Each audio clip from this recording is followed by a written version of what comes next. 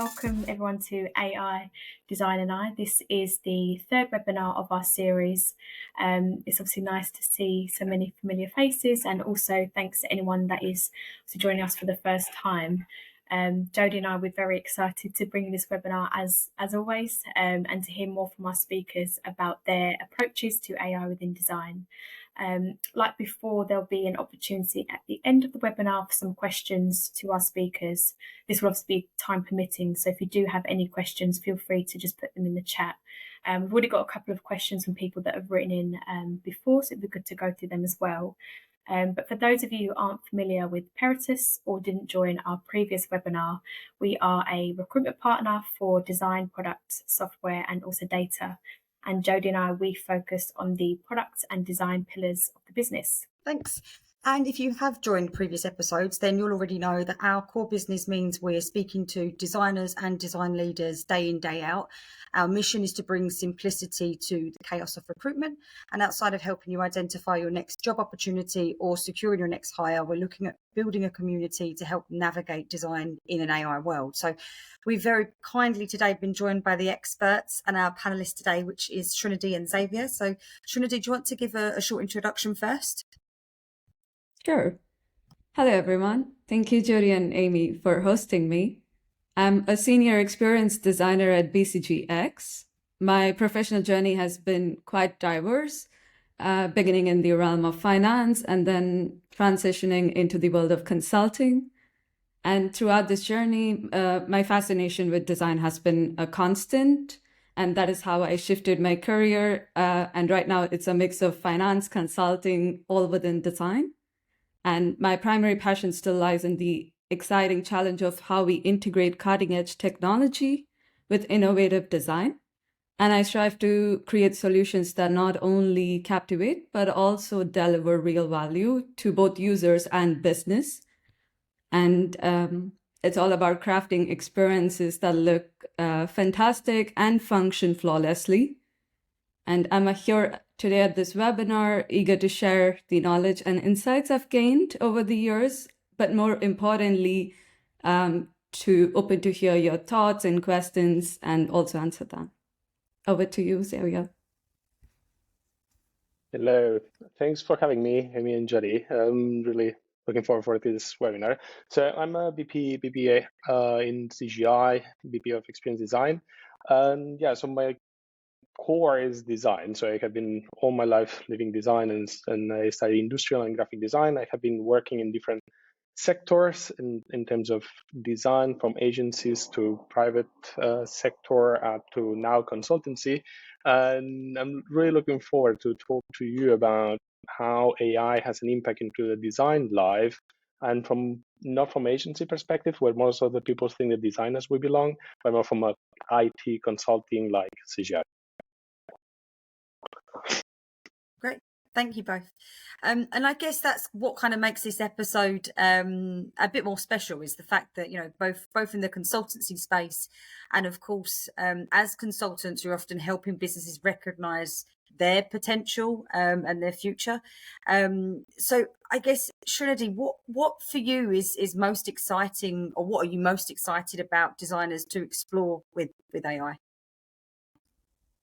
I think generally it opens you to a world of creativity. Of course, as designers, we are already creative, but then it adds to the flavor of extra creativity by giving you more ideas to expand to. So AI is more of an enabler rather than something taking over your job. So it helps you to think in a more larger space that you would generally not think. Like, for example, recently we were creating some product and then it had to be enhanced visually. On a normal, typical day, since consulting is so fast paced, you don't get that time to think that much, and research takes hours on Google. Like, if you end up clicking about 20 links, maybe 2 are useful, and that doesn't help with the time we have in consulting. So AI sort of consolidates and opens up your mind to new ideas, and also is able to back it up with research, which then makes it easier for you to follow a method of design and also validate your decisions while doing so. Great. So I guess generally kind of pushing the boundaries and naturally, especially I guess on the UX side, it's a lot about curiosity. What's your thoughts, or what are you most excited about, Xavier? I think there's two parts. I think that this fact of not being alone anymore, right? So these late evenings that sometimes you have been alone, as like, oh, I'm not coming to any idea, etc. Now you have like a 24/7 partner that you can kind of explore certain ideas and say, oh, it's giving you certain inspiration and some aha moments that then you develop from this point of view. And I think from a UX perspective, or from there's many different parts where you can test your ideas and see if they work or not. And there's the part of, for example, accessibility. If you want to check if certain website that you're creating or any experience that you try, if it has certain standards of accessibility, and then you don't need to have all these accessibility topics on your mind. So it's just you can ask to your AI and provide this. And also helps a lot in pre-preparation, for example, when you need to do workshops and some dynamics that, I don't know, if you are really crowded or you're a little bit, let's say, cloudy on the head and you need to create a proper flow from a workshop, then AI is there also to support you. So I think I like this part. Many people are afraid of it, but I think it's more a partner, and it's more like, somebody who you can hold the hand and go together. Of course, you need to review. It's not always 100% true what is there, but it's helping you to unlock sometimes when you're a little bit freeze. Okay, so similar to like, I guess, a writer's block, but kind of unlocking that, like a sparring partner. Do you think that will have an impact on how teams work together? I guess if you've kind of got your buddy in AI, do you think that will limit the interactions across the team? I think yes and no. So there's like, I don't know, the other day I was reading interesting news. There's a woman who wants to marry an AI. So there's like quite interesting. So it's affecting any kind of relations or dynamics that we're having in our daily. Regarding teams structures or design teams, I think can give a little bit of gasoline to the team. So of course can create the opposite feeling of, okay, I have now my partner, and then I discuss this with the AI, and then I have in this funnel mode. But then it's part of leadership to take the team also and to bring it together, and that each member on the team perhaps have been exploring certain, I don't know, in certain AI patterns or whatever, and then just to bring all the ideas together, to think together what had been the outcome from the AI. But at the end, it has to be a collaboration and then bring this new tool inside the game. I wonder how culturally different teams will be with the strength of the design leaders in those environments. Interesting. Nice. I guess to put a spin on that, to come to you first, Shunadi, what do you think are the biggest challenges that designers are going to face? In terms of challenges, I would say I think it's important to learn how to write to the AI, because you can go on for hours just chatting with the AI and not end up at a right solution that you're looking for. And it's quite fascinating that you just spend hours, because sometimes it's just random ideas that keep on coming that the ChatGPT throws at you, or even DALL-E for that matter. And you just keep looking at it and get lost, just like an Instagram scroll. So I think it's really important that you define what is the goal that you want to achieve with this particular prompt, and what is the outcome? Like, where do you draw the line? Because it's so unlimited, it's so vast that you can actually get lost. So I think it's very important to define the goals, set certain guidelines, and then based on it, prompt the AI better. And you build the journey with the AI. You start with, okay, let's do step 1, 2, 3. Okay, the basics are done. The skeleton is done. Now let's deep dive into the nitty-gritty details. I think if a designer does not catch up or learn these skills, then it becomes difficult, because Gen AI is also growing so fast that every company wants their foot in the door with Gen AI. I mean, they already have accesses, and there are already other companies like Google just released their AI, like 3 different versions. So it's developing very fast, and it's important to catch up to the trends. So I would say at least starting to learn prompt and defining goals with AI would be a very good start to avoid challenges. And I think with prompts being so important, do you have any advice on where designers can start to make sure their prompts are going to be productive and make sure they get the most out of generative AI?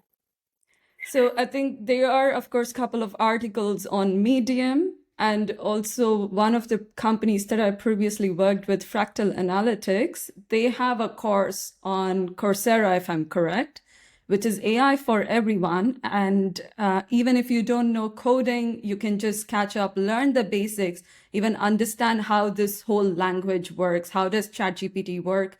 Where does it get its data from? How is it even thinking when you are prompting? What are the keywords that would help, or how you can structure the sentence and build it with the AI. So there are a couple of courses out there that anyone can take and do, and you don't have need to have any prior knowledge. Just to chip in there, I think it might be good if we maybe make a note after the webinar and share those any of those tips with everybody, because I think half of the battle is there's so much content out there. It's where do people start, or where do they get something that's valuable from what they already know. So yeah, that might be useful. Yeah, I think the point is not being afraid, right? So like it's everywhere now, and we are hearing it all over the place. And of course, you need to learn certain things, but not getting obsessed. I think it's just stepping out a little bit of the comfort zone and start discovering what is there. And then if it's tickling you, then it's all like, okay, now I want to learn a little bit more. But just trying it and discover a little bit all this new world that everyone is talking about, and not having fear of it, or not pushing it back. Like, oh, let's try to see how that can help me on my daily work, can improve my time, can be faster, I don't know, can be inspiration. So it's a matter of trying, and then taking that to the next step. It's almost like studying these tools and getting to know what their capabilities are before deep diving in, and then hoping for the best. Xavier, do you think that there's any other challenges that designers could face, just to kind of add on to that? I think will be many designers, as I mentioned before, they are afraid. Depends what is your role, or with what type of design are you doing, right? So there's certain things that will start challenging a little bit the market. But what is clear is that the AI will never be more creative than what you're going to put it in the prompt, right? So, and that's the part of it. You need to know what you want to describe and how you're going to describe it to have a successful result. If you're able to proceed like this, then your role as a designer will continue really good, right? And then if you use this AI to improve or to find a proper solution to the product that you want to create, to the graphic design that you want to do, or to explore new scenes, then your job as designer is kind of safe. I think there's certain roles that they will need to upgrade their skills. I'm having afraid at the moment that, because now you have a JPEG, or you have certain image, or you have a video, then you use it, right? And then that's it. But at the moment that these AIs are creating, let's say, vectors that you can already start modifying and stuff like this, then the part is going to be completely different, right? So, because now you can get inspiration. At the end, you need to tune it, or you need to do something. But when we start going already into vector elements, then is when the things can get a little bit shaky. And also, just to kind of take it out from an individual user or designer, what kind of challenges have you seen with teams and with organizations, and I guess not just internally but also with other companies that you've maybe been helping? What are the common challenges that they're facing with this? I think it's the lack of knowledge, and that everyone has a different understanding of what to use and for what, and then sometimes to downgrade the work that comes outside, right? So it sometimes was like the bias, like, if you use AI, the quality is not good, it has to be cheaper, or stuff like this, or it's not good enough because AI produced it. The question is like how you use it. So in the past, people have been crafting things with hands, and then we have been using computers. It's not that one has more value than the other one, and now we have another tool into the game that adds you a different way. And yeah, I had been certain behaviors or dynamics in teams that it was like, now I use this AI, or now it's your job is less valuable. And then some designers, again, they got kind of afraid of how my career will improve, especially designers that they're in a different age. Of course, they're younger, they can catch up, but if they are older designer, like, how is this going to affect me? And this you need to kind of moderate the team or the organizations, that it's like, you're not going to lose it, you're going to catch up, you need to bring it inside your cycle, let's call it like this. But big conflicts not, I think it was more misunderstanding how to use it. I guess also how influential those people are that are voicing those quite strong opinions of what's really good and what's really not. It's kind of comes into play as well. Srinidhi, anything to add on that topic actually? So I just added it at the end. No, I think generally, as far as our organizations go, I think, like I said before, everyone wants the foot in the door. Everyone wants to have a part of AI. And even though the technology itself is moving so fast and so forward, but then at the end of the day, you still have to think about data protection. How will your organization use it? Where does client data go? No one should put in the client data into ChatGPT. So I think it's also about for them taking a step back, thinking and having those guidelines and policies ready as an organization, so that tomorrow the client doesn't come and say, hey, whatever you've done is garbage, because probably you just took it from ChatGPT and I could have done the same thing. So it's also about ensuring the clients that, we are using it responsibly. I think that's the challenge that organizations face currently. Yeah, I guess in that order as well, it's kind of exploring, where do we start with this? How do we actually get people to upskill in it? And then thirdly, how do we use it responsibly before we take it, really go there? Sorry, Xavier, did I overstep? no, just I was thinking exactly. So this point with the clients and how we use the data in a responsible way, but more and more would be, okay, how's the technology that is behind the AI, and how we can put this AI inside the organization, right? So I don't know, to scanning files inside the organization and to learn from what is outside and to bring it inside the organizations, and how to create these infrastructures in a safety way, just to make the life of the employees, for example, more agile in a certain organization, right? So there's different layers of AI that perhaps, I don't know, everyone thinks that AI is just there to make the beauty things or to create stuff, but there's a lot behind just to create a proper organization or to agile the life of the employees inside the organization.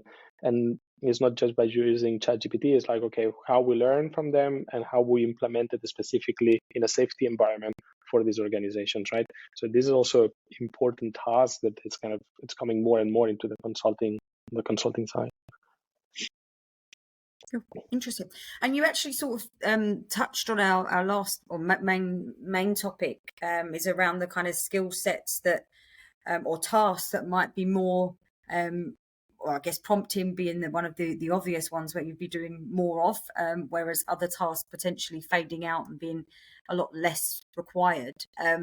What kind of things do you see becoming I guess more or less for Srinidhi? So I think generally where it simplifies or eases is that, like, for a strategic designer, when you're doing these user interviews, you can easily generate like the basic structure from ChatGPT, and you don't have to put in so much effort. And these are just documentations. On a typical day, a designer would spend hours typing it on their own. But then if you prompt it right, you can at least get a structure, and then you fill in the blanks. So it's more about filling in the blanks with your context rather than writing the basic structure itself. And if you're able to prompt right enough, like I said before, with enough details and context of who you're trying to research or who do you want to talk to, then these documents can be prepared by ChatGPT easily. And what, based on my research or understanding at this point, what I'm hearing is that at some point, AI itself should be able to do the interviews and consolidate the data and give it to us. It's not there yet, but then eventually it would come to that state. So then all your research insights and everything is already consolidated. So I see that role as becoming very easy. Of course, AI wouldn't still replace a researcher's job because AI does not understand emotions, feelings. How do you read the person? So you still need a human touch there to be present in the interview, but it can take over the conversation aspect at least once it's given the voice ability. So I think these are small few things that designers would be moving on from, getting ideas from ChatGPT. A lot of documentation work in general, not just in terms of researchers, but then design itself involves a lot of documentation, that which you can consolidate using ChatGPT, like especially handovers between teams or clients. All those explanation can be done using ChatGPT.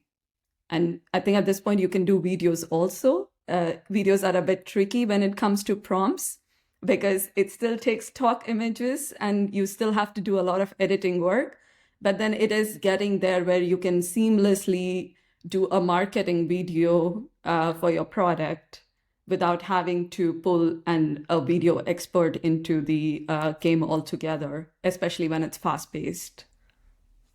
Yeah, we've actually seen a similar thing in recruitment. There's a lot of, I guess, companies that are trialing interviews, which again, like you say, you're kind of missing the emotional part of that. You know, how happy or sad someone is about a certain decision in the process. So it's it's interesting to see how it will evolve. And also, we've kind of seen some companies scaling back their research teams, and others, you know, growing in that area. So it's we'll see how it lands. But Xavier, thoughts on that? I think I agree fully. And the part of always when you need to start, let's say, the interviews to create the research interview, if you need to do some research, there's always this fear of this white paper, right? So like always we had like, oh, I looked at the white paper, where I start with, which question I start, right? So now you have, as I mentioned, the right partner there that can help you a lot, and then you can collect data that you cannot find it by yourself, right? In few hours, you have amount of data that you can compare easily, that you can scroll easily, and then you can really use it. And then if on top you link it to the input that you get from the interview, and then some AI that helps you to find the matrix or the delta, or to find the gaps between the interview and your, let's say, hypothesis, and then that gives you a conclusion or helps you to create the conclusion.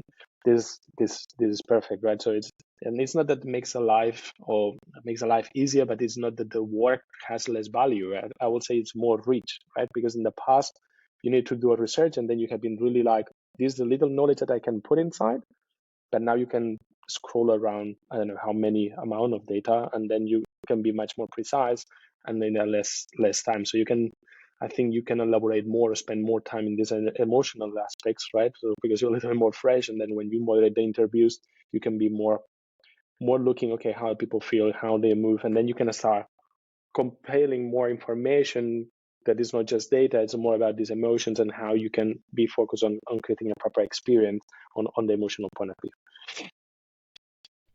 I'm just going to say, sorry, Jenny. What would you say to designers who are maybe a little bit worried about some of their skill sets potentially being taken over, or what would you say to designers who are a little bit worried about the capabilities of AI when it comes to the future of the design and UX research and everything in between? I think from a design, let's call like somebody who's designing, crafting more like on user interfaces or flows. From the team that we're having, I see all of them super hungry to use all the AI topics, right? Because it makes the life of them easier, and then they can explore things that in the past they didn't have time. So it's like you see designs that they're becoming a little richer and richer, and then it's like, oh, in the past I didn't have time to create 5 versions. Now I can create 10, and from these 10 versions we can funnel a little bit more, right? In the past perhaps it was only 2, so they feel more engaged. At the beginning it was like, oh, what's going to happen? But now it's like, oh, now I have perhaps more time for a second coffee, and I have my job done. But at the same time, gives me a little bit more healthy head, right? So I'm not all the time like completely crowded, which I think it's important on the health side. From the research part, I think most of them, they take it as a good partner. To be honest, it would be not really clever to not to use it to use it basically, and to say no, I will continue just with my data that I know that I received in a PPT, and then I will spend like 2 days to create this research, and then you're out of the market, because then like you need to be quick. So now quick, and on top there's more quality, and then you can provide output faster. That's what the clients they want from us, and that's where we need to jump in. Yeah, I think even when we started these webinars, it was similar to what you said there in the beginning, people a little bit worried and more cautious, but now it seems a lot of designers are more excited about what AI can do and using it kind of as their own personal assistant rather than potentially be scared of what it can do. Do you have any to add on that, Trinity, actually? So, recently I did write an article on, I used the image of Van Gogh. So the idea is that the AI can only tell you from what's already out there in the internet. It only learns from your past human experiences. It cannot think, it can think out of the box, but only based off of a human prompt. So I still think the base idea comes from a human brain or the designer and not from ChatGPT itself. And it's just a partner, it's an enabler, and it would never replace, or it's going to take a long time by the time it gets into that phase of having a human-like brain where it can empathize, have emotions, think on its own. Right now, it can't think on its own. It thinks off of a prompt, and the prompt still needs to come from a human. And every prompt that we type is how we think. It's still your personalized idea. You're not stealing anyone's idea, or it's not like you're losing your capacity to think itself, because I think at the end of the day, you still need to see that it is your brain that is working with AI to create something unique, something that you have not thought before. So it's just an enabler, and it wouldn't take over as such. I guess it's like, if all four of us were to try and attempt to find out something, research something, and we all had a go at it, we might all end up in different solutions because we're all different people, which I guess for that aspect is also maybe good for a team to kind of come together and review their findings and talk about how they can solve problems with different expertise, different backgrounds, and asking different questions generally. And exactly, that's the beauty. Sorry, go. No, just to add to that point on teams collaboration again, it actually becomes easier in consulting world when you want to explain, like let's say a partner or a senior management team person wants to explain to designer what do they envision exactly. Like earlier, they would have to explain it in as many words, and a designer would take, let's say, 1.5 week of trial and error going back and forth with the senior management. But then with AI being there, now that you can actually draw and it already gives you a live input of what you're drawing, it's easier for the management to convey their ideas, especially given the short time that we all have with a project. Then it becomes more easier. Okay, this is the vision that we want to achieve. So at least from a visual point of view, we are all aligned, and then we head towards that. So we almost save like 1.5 or 2 weeks of effort going back and forth. There's this fact on the past, when you have been in a big meeting room and somebody said, we are going to produce a knife, and you had 20 people in the room, everyone had been thinking about different type of knives, right? So, and now you can really end the meeting and having a proper vision about how the knife should be, right? Or whatever product it is. And then it's like a clear direction where you can have them more time to explore other ways. Because the times are shorter, everyone now wants the things faster, but at the same time gives you another room to really, since you're more precise, then you can explore more into these precise points to go more to the market. And also makes you the product even more, since it's based on data, you can ask, is this going to be successful? Yes, no. You start giving, let's say, certain proofs, then this product is trying to be more successful to the market, or the range of success to a market, they trying to be a little bit more in shape. Okay, so helping teams collaborate more efficiently as well, which is good. I guess with all this spare time that we're going to be having, it's probably good to opt for 4-day weeks. It seems to be becoming more popular. Perfect. Well, we've come obviously to the Q&A section of the webinar at the minute. There's quite a little bit of time left. So if you do have any questions, feel free to pop them in the chat and we can kind of delegate to different speakers. A few people from our network have already written in and have some questions. Marianne's written, I'd be interested about what they think which part of the double diamond process will be affected or transformed the most by AI and why. If we go to you, Shunadi, first, and then to Xavier to get your thoughts on that. I mean, in terms of the double diamond process, I would say mostly all the parts it would impact, but majorly to start with research and ideation. Like the moment you get the problem statement, I think that's from that point onwards, you can start using ChatGPT and it would impact a lot more. Because with ChatGPT, you can generate ideas of the now, the future, and also try and validate what would work, like have a complete roadmap itself. So I would say the whole piece of ideation and research naturally gets affected a lot in a good way, honestly. And then, of course, you have different tools when it comes to prototyping and the product itself.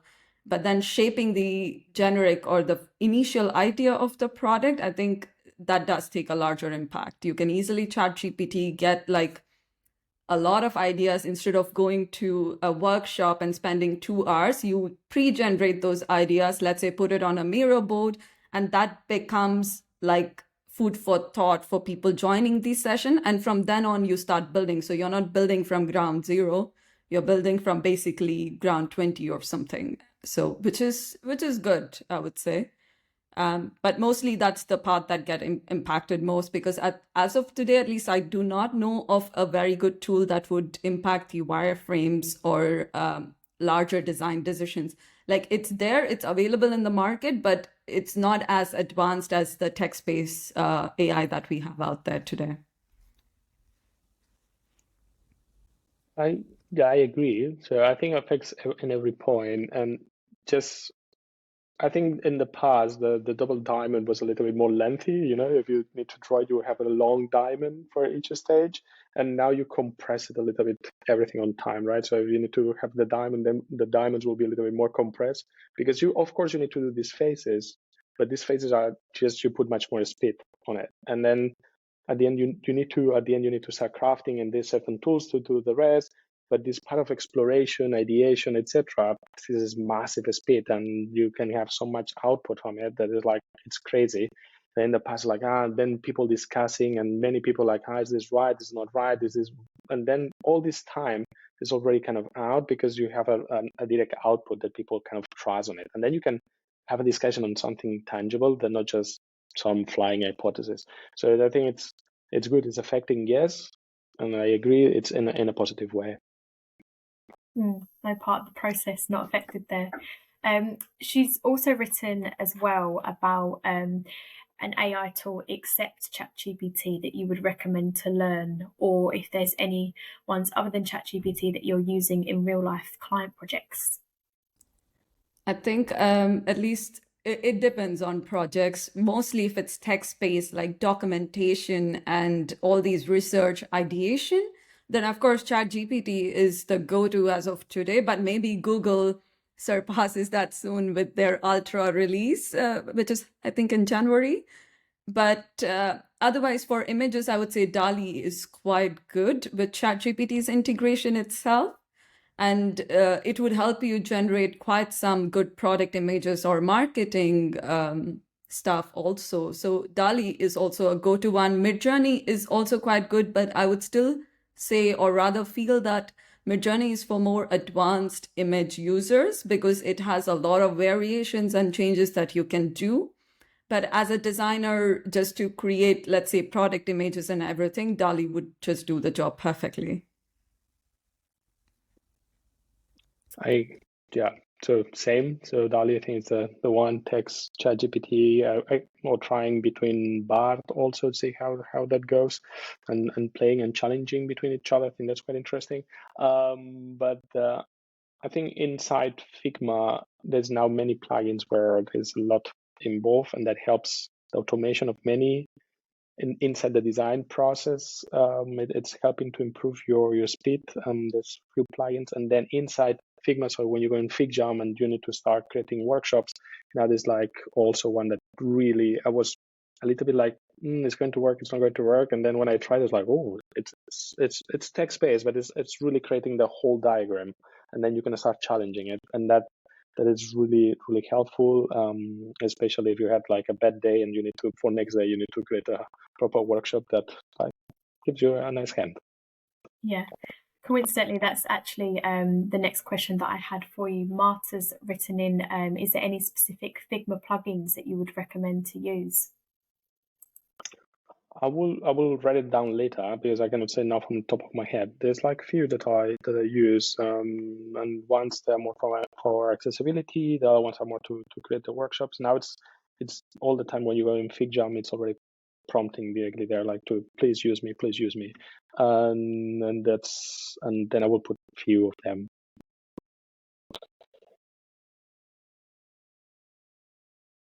Do you have email as well? Sorry. Oh no, I was going to say, Shuna, did you have any recommendations to add to Xavier's there? No, I think I would have to check, but I do like the FigJam AI, where you can at least just get started with the structure. And same with Miro also for researchers. They can also get started using that AI rather than having to build from scratch. And also one trick that I remember using generally is that DALL-E produces images, but it always has a background. And sometimes for your products, you need like a PNG. And then you put that on Miro and remove the background, then it's a clean image that you could actually use on your prototype. So that's one trick I figured, while building products. One of the other questions that we've had from Karam is actually written in the chat as well, which we can come to. His question is curious about some other skills which a designer can tap into and aren't revolutionized by AI. Specifically, other than design, how much AI is going to affect product analytics, and if it is something that designers can learn as a complementary skill. I think generally, like especially being in consulting, at least what I see or use it for learning more is about an industry, because constantly we are shifted between projects. And it's the industry that is the most difficult to understand, because if you don't have the background of the industry and the depth of it, of course, you're not going to get that in 1 week's time to build a product. But then using ChatGPT, you can get around with, let's say, the jargons, the important points that would help you navigate in building a product for the industry, because you really need to understand the users and the pain points. It's not just about talking to them, but then you would understand the depth and the words that the users say only if you know the industry. So I feel like the first 1 week of preparing in the project, ChatGPT really does help. You can just feed in anything and everything and get inputs, which then eases your journey through the project. And also apart from it, as designers, I don't know how many, but then generally at least in BCG, sometimes we also do project management out of interest. So when we do project management, then it helps also over there, like building roadmaps, your tables, because if you can tell it to format it in a table or even share a reference image from one of your older projects just with the headers, it can literally create that for a new product that you want to build in this project. So I feel like there's a lot of scenarios that you can explore, but it also depends on the passion that you have, like what you would like to learn. But I would say it's an open world. Like if you want to learn trading, you can also ask trading questions like, hey, is it good to invest on stocks? But then, of course, not take the advice literally, but it would give you an idea of what's doing well, what's not. Like you can pick up a lot of things easily because it can explain to you like it's explaining to a 5-year-old or a teenager, like whatever you ask it to explain it as. So it can dumb it down like to the basic ABCDs as well.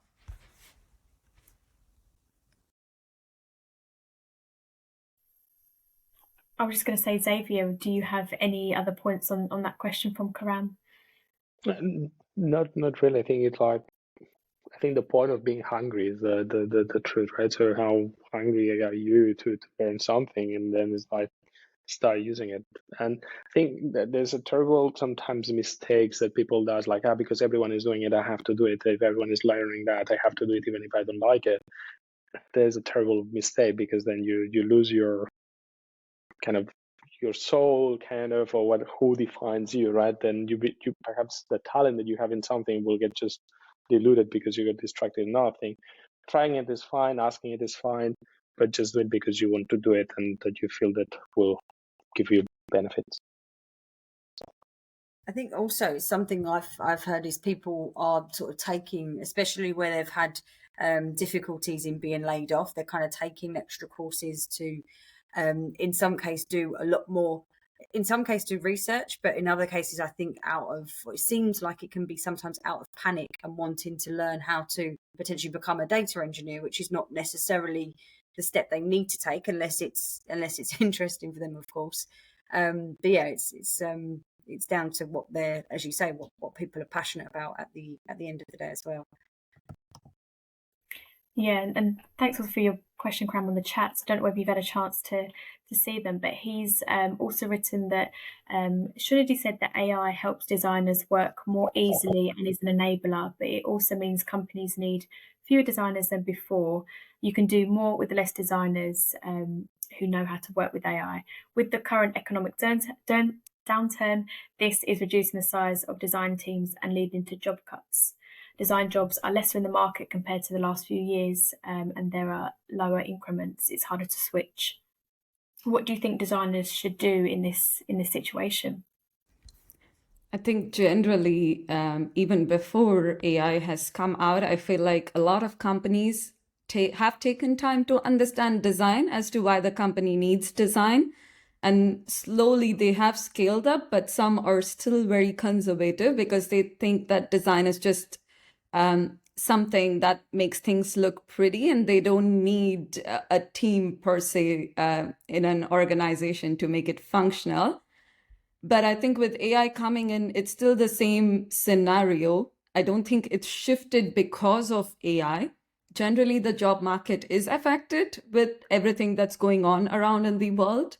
So I wouldn't literally put it on AI itself, but then generally upskilling yourself does help. Of course, there is, like, companies aren't hiring extensively for any role. It's not just the design role at this point, if I'm correct.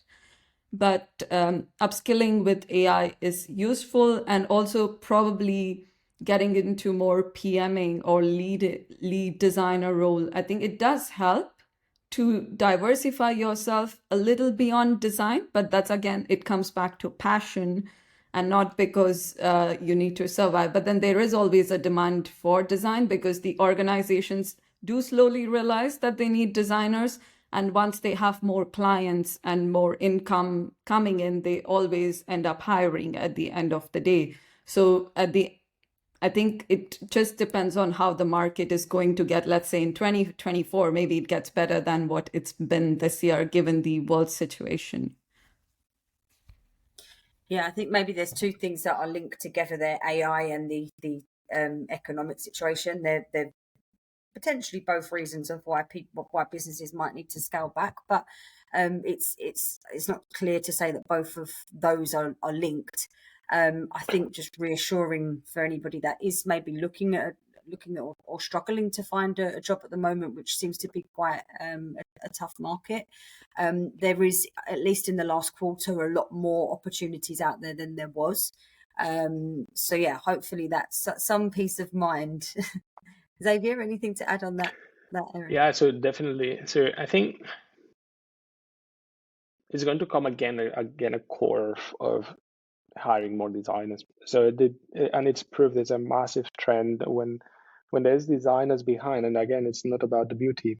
There's like when it's a brain behind that is not just driven by business or technology, so that you put people who think about the people and think about the human and what is the impact on these people, and you put these three circles kind of align on it. The products are trying to be more successful outside there, right? Because they have emotion. You touch emotion, people want to have it, right? And this you cannot say I put AI and this is going to be solved. And this, I think companies are going to realize it. And I agree that it's not only about AI. I will not claim it's just AI. I think it's all the geopolitical situation, the economical situation. Now, bit by bit, there's a positive trend coming up, and in terms of hiring. And to be honest, I always say, you need to put a design in every project. So it's not because I'm a designer, and it's not too beautifying, and because we trying to see things from a different angle. We see things that other people don't see, and then we bring this into the project. And then we, of course, as designers, we need to recycle ourselves also. So I start from a pure, industrial design and all the beauty element, and I'm in a pure IT consulting, and try to bring these insights inside the organization to a big IT company, and what is the value of design and what has the impact of design in aspects of technology, but also to their clients, right? To say, well, why even have a person who designs something? What is your strategy? Who designed your strategy? And what is the customer experience of your product? And you need to put designers that they can really make the right questions and to shape the right product. And AI, again, will help. Now people said, now because it's fast, I do it myself, then I make cut-offs. But I'm pretty sure that this will just turn because it's neat. I hope that also answers the other question around the thoughts on the job market as well, Karan. There's a few other questions as well. There's one that was sent in from Jonas. I think we kind of covered it a little bit around learning prompts, but he said how to use AI tools in UX work to improve the productivity and creativity of UX specialists, and also improve the quality of the deliverables. Do you have kind of any tips or tricks on how to not only improve productivity as a designer, but also make sure the creativity and the quality is there? I think so. At least I've not tried it for screens, but then for slides, as we are from consulting, at the end of the day, it's all presentations.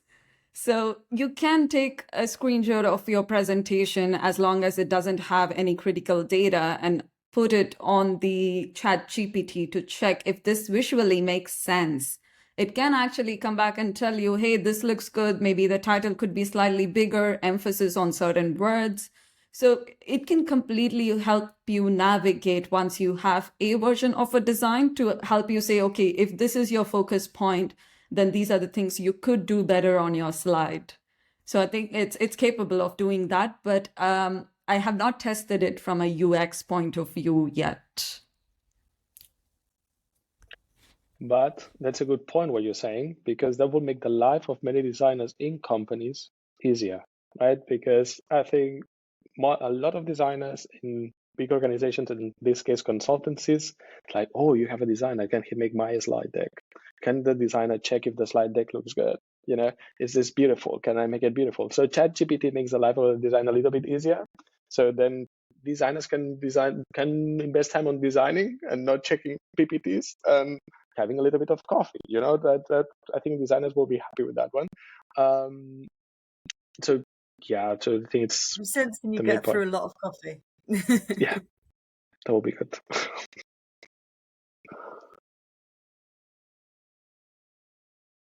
There is some time left. So if anyone has any other questions that they want to pop in the chat box, feel free. We did also have a question sent to us around how designers could potentially use AI to help with helping their portfolios to stand out, or help generally with the job market at the moment with job opportunities. Do you think that there's any kind of ways that designers could use AI to their best advantage at the moment with that? I think for sure. But LinkedIn itself has its own AI. I think it works with premium LinkedIn members. So it helps you write your CV better within LinkedIn itself. And of course, you can use that to also generate more and put it on your resume. You can also use Notion AI, which also does a pretty good job. And I think what's worth exploring is maybe if you're not happy with the solution that one of the AI gives, you can always put it onto another AI and see how it revises. Does it think better? Maybe you can also check for, okay, what are the keywords that LinkedIn or any recruiter would want in your resume so that it comes under the SEO. So I think it's able to tell you all that, and you can refine your portfolio or resume both either in LinkedIn, ChatGPT, given what you want to improvise. So, yeah.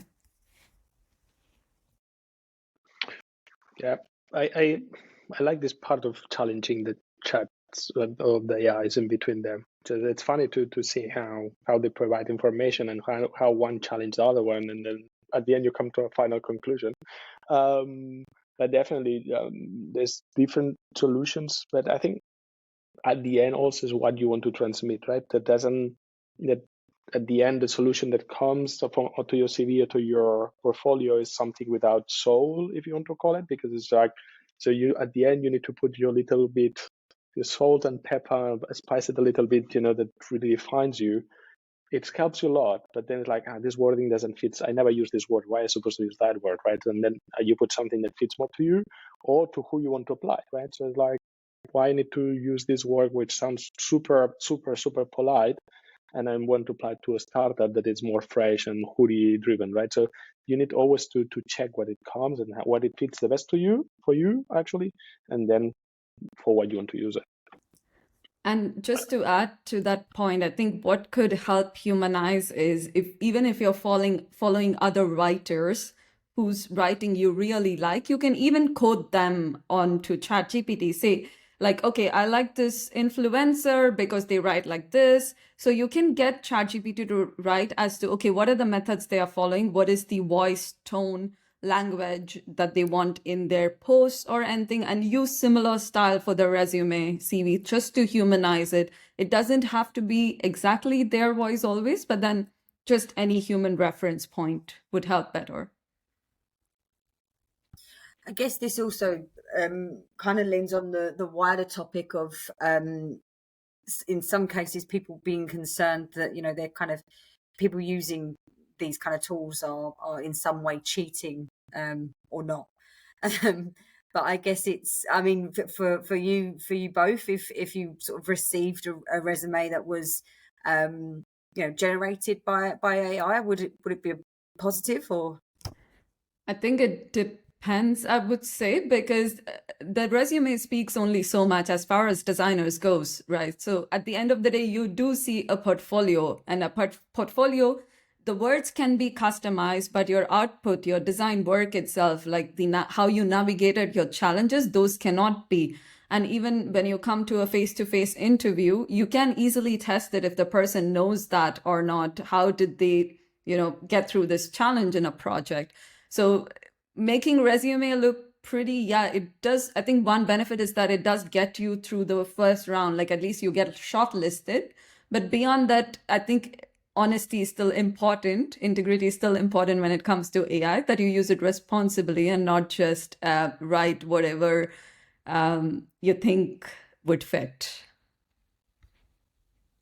Would you want them to specify that they've used what tools they've used to create, or no, is it not really important? No, I think it doesn't matter. Yeah. What about you, Xavier? What's your thoughts on that?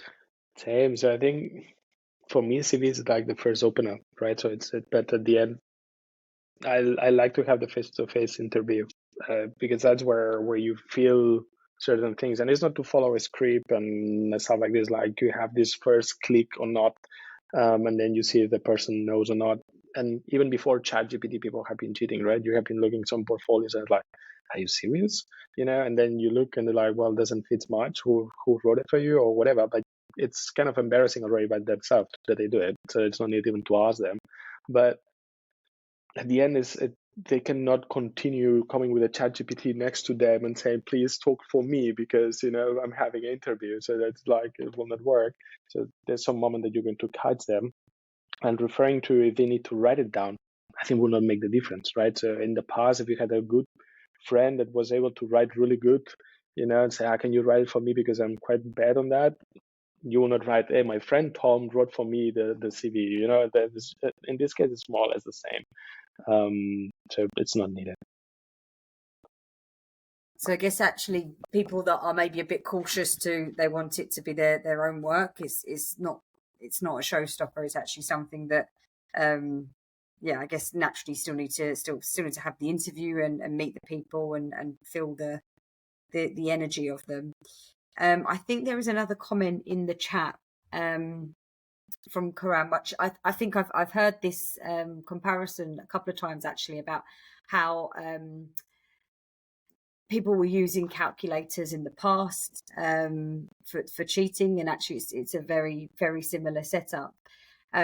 Just to summarize, so he's actually asking, we might still be reluctant to accept how AI will eventually bring big changes. What do you think about that?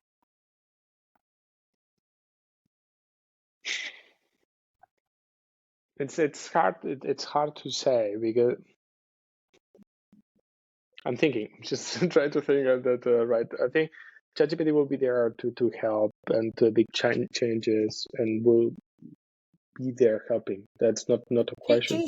you see reluctance to change, actually? Is that something that you see from, I guess, the customers that you're engaging with naturally have a problem to solve, or have that kind of thing? But I guess Depends maybe on the somewhere... clients. Sorry? Depends on the client, right? And depends what is the industry or the sector, and how much afraid are they that the new technology is going to replace them. But I think there's no pushback, I would say. I think it's more like more people asking for it and to have it. And it's our job as consultants to really educate them, or to explain them what are the benefits behind for them. And really and even sometimes to ask, are you sure that you want to have it? Perhaps you're not ready. It's just somebody, let's say a company that doesn't have anything digital, any digitalization, any kind of plan, and they say, but I want to have a bot or a chat GPT, and they're like, perhaps you need to do the steps before, and then we can go to the next step. Happy to help you to do that, but it requires part of education. It's a part of consultancy, right? So we need to consult them to guide them in the right direction, and that they are going, and that their businesses are pacing on the right speed to go into the market, that these businesses are not disappearing, right? So yeah, there's no pushback. There's more about too much excitement, but it's sometimes in the wrong direction.